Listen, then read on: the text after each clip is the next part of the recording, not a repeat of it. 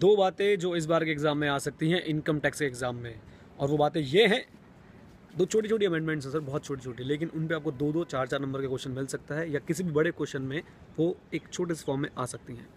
बात नंबर एक, TDS।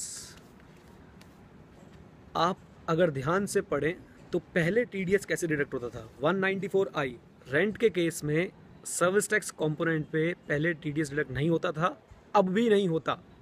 यानी अगर रेंट है 1 लाख रुपए, हम इसको एग्जाम्पल को बढ़ा लेते हैं, रेंट है 10 लाख रुपए और सर्विस टैक्स है आपका उस पर 12.36%, 1,23,600, तो आपका TDS जो कट करना है वो होगा 10 लाख पे।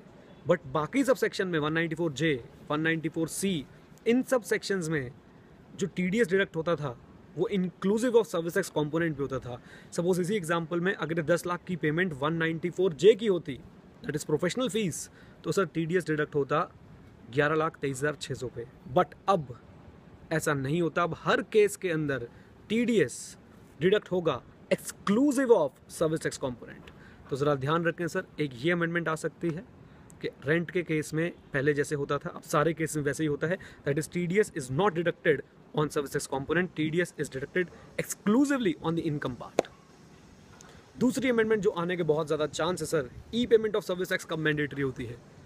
ई payment of service tax mandatory पहले कब होती थी, जब आपका पिछले साल का सर्विस टैक्स पेड 10 लाख या उससे ज़्यादा होता था तब। अब ये चेंज हो गया है, अब E payment is mandatory for November 2014 exams. E payment is mandatory अगर आपका पिछले साल का service tax paid either in cash और through CENVAT credit is 1 lakh और मोर। तो इन दोनों अमेंडमेंट पे खूब ध्यान दें सर, पेपर में दिख जाए तो इस वीडियो को आकर फिर से लाइक कर देना and stay connected. Thank you very much.